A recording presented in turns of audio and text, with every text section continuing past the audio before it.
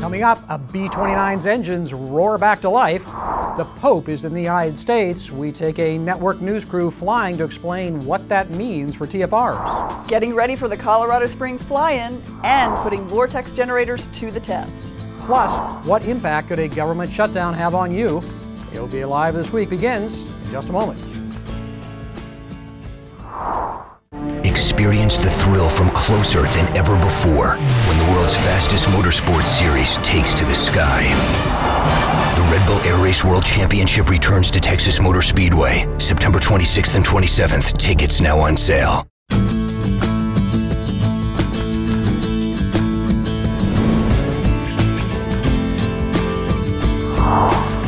It's a holy visit, and we are tracking the impact on general aviation. Thanks for choosing AOPA Live this week. I'm Melissa Rudinger. And I'm Tom Haynes. Glad you're with us. Security for the Pope is extraordinarily tight. The Secret Service is in charge, and they're treating this exactly like a presidential visit. That includes the 30 nautical mile TFRs. Some of the media have been curious about that. The general news media understands so little about general aviation that we always look for every chance we can to educate them. And so no general aviation operations can occur in here except by those who have been through fingerprinting, a background check. They've been issued a personal identification number that they have to file with their flight plan. And CNN wanted to know what was being done to keep the Pope safe from little airplanes. So I took CNN aviation reporter Renee Marsh and a camera crew in my Bonanza for a flight into the Washington Special Flight Rules area. We followed a flight plan to Easton, Maryland through what local pilots call the corridor. 2900 SFRA, remain clear, Bravo, Delta, altimeter 3036. 3036, cleared into the SFRA, outside. Now when the Pope is here, we can't transit the Special Flight Rules area like this because of the special security TFR. So we're now en route, headed towards Washington, D.C., some of the most restricted airspace in the world. When you violate that restriction or breach that airspace, what happens?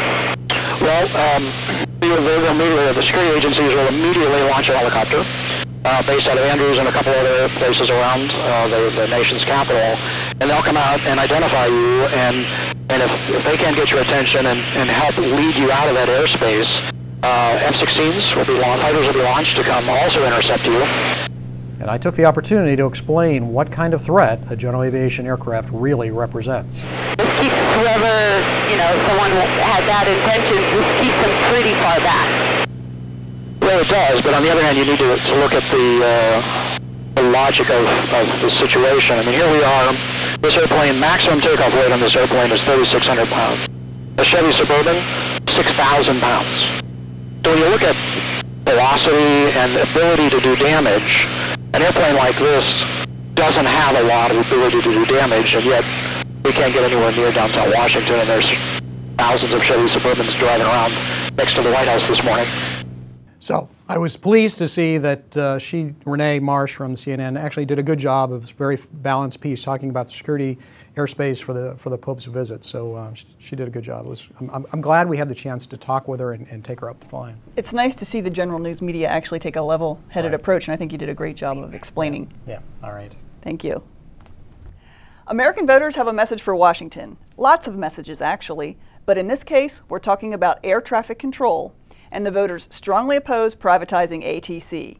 That from a recent poll released by the Alliance for Aviation Across America, the League of Rural Voters, and Air Care Alliance. A slight majority of those surveyed support privatizing government functions in general, but when it comes to air traffic control, 55% said keep it a government function, and 80% said the FAA is doing a good job running ATC. Well, speaking of ATC, you'll have air traffic control services next week, but other government functions, well, that's a little bit up in the air at the moment, as congressional conservatives are threatening to shut down the government over the issue of federal funds for Planned Parenthood.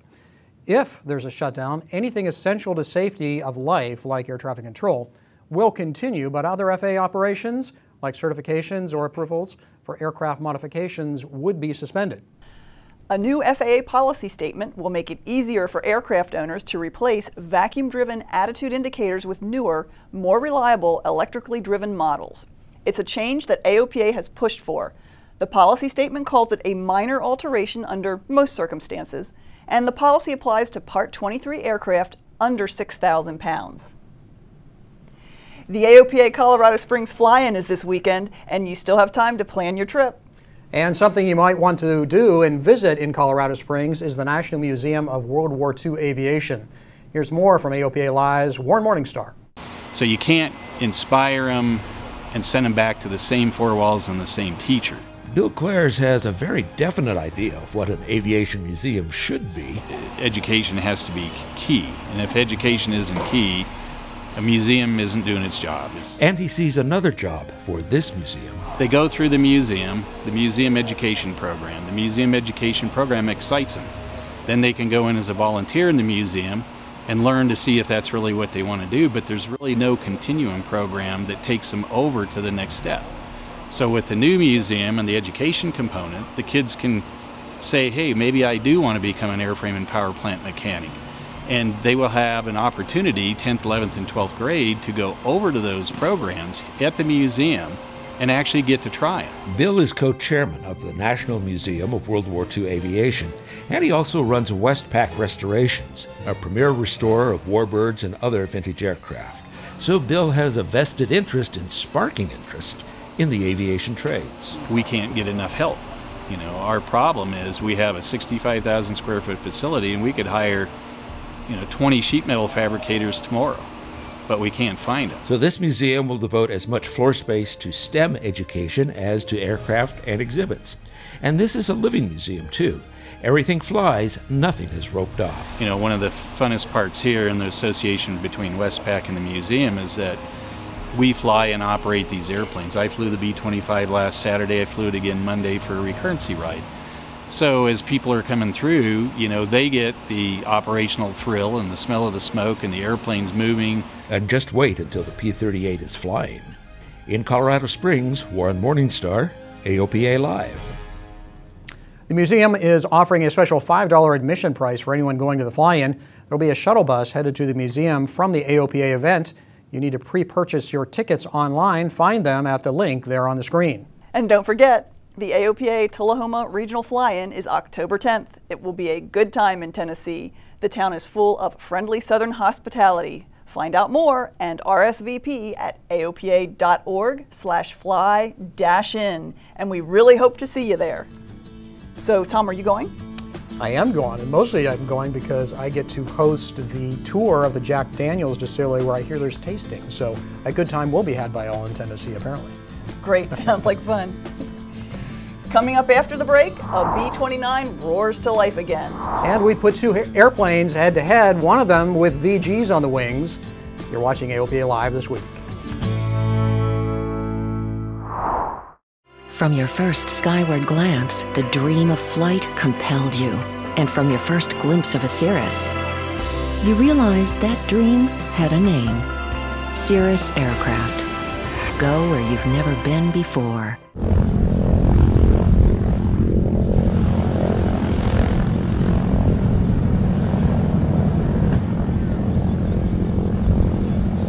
And that, folks, is the sound of history being made as all four round engines are running on a B-29 named Doc. Doc is being restored in Wichita, Kansas. It's well on its way to joining Fifi as an airworthy superfortress. The engine run is a major milestone for the restoration. Well, and speaking of engine runs, that's the sound of progress. Progress as Engineered Propulsion Systems started its first pre-production engine this week on a test stand in New Richmond, Wisconsin.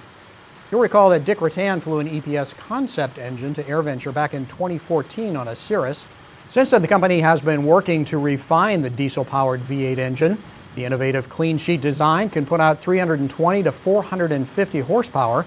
It's one of several promising new diesel engine designs profiled in the October edition of AOPA Pilot magazine.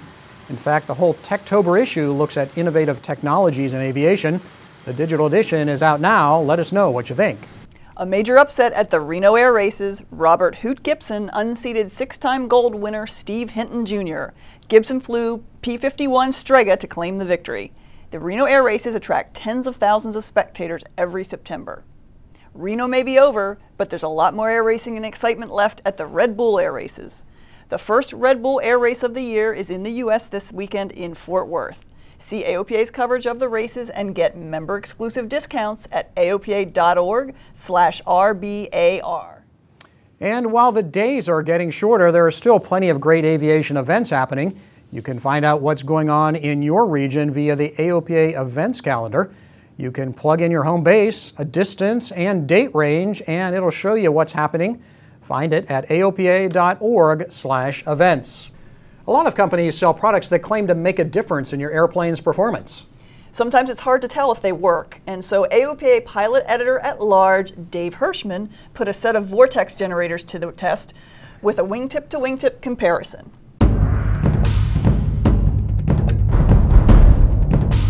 Two identical airplanes, same airport, same runway. The only difference, one has microaerodynamics Vortex generators attached to the wings, the other doesn't. Let's see if these simple metal strips really boost performance. Taking off side by side, the VG airplane gets off the ground about 150 feet shorter. Yeah, make it a little more sluggish, those generators. Hard to tell, you know, I was off a little bit before you were, but not dramatically. And in the climb, you know, it's like they seem pretty well matched. In level flight with the power wide open, the airplanes are exactly at the same speed, so there's no penalty in cruise. Now for slow flight. Alright, and power is back down about 1,500 RPM slowing. Then we're slowing through 80 knots, maintaining 3,000 feet, trimming while we're at it to make this as simple as possible. And just gradually bring the power back. There's 65 on your speed, power's coming back gentle. Nose is coming up to maintain altitude. And the first sign of the stall is the indicator. Okay. There's a bump. Pitch. Power. And recover. And lost about 50 feet there. Okay, so here we are. We're 70 knots indicated, 3,000 feet. We're going to bring the power all the way back and see if we can get a stall break.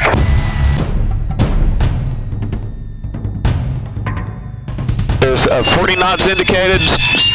Stall warning, but no break. Airspeed all the way to 0. Get it in the buffet. Stick is full aft. Y'all got that shaking feeling? Yeah, I'm just shaking. We can get a. I'm descending. Got a little bit of a stall break there. Here we go. All nose up. 0 indicated. Stick full aft. I'm just gonna keep the wings level with rudder, and I'm at about a 15. Ailerons are effective all the way into the stall. Get about a 1,500 foot per minute rate of descent, but no real stall break. As you can see, the VG airplane stalls much slower. When maneuvering, it can turn in a much shorter radius. Time to land. On final approach, both airplanes slow to 60 knots. But the VG airplane can decelerate even more, and the slower approach speed leads to a far shorter landing. Okay, just wiping the power all the way off. Touching down at 50 knots.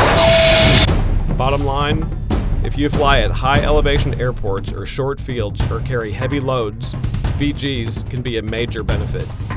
A Cessna 172 flies just fine without VGs, but it does even better with them. Dave Hirschman, AOPA Live. Thanks, Dave. That's quite a flight you got going there. Can you believe we pay them to do things like that? Amazing. Yep. Well, that'll do it for this week. I'm Tom Haynes. And I'm Melissa Rudinger. We hope to see you in this weekend in Colorado Springs. If not, see you back here next Thursday for another edition of AOPA Live This Week.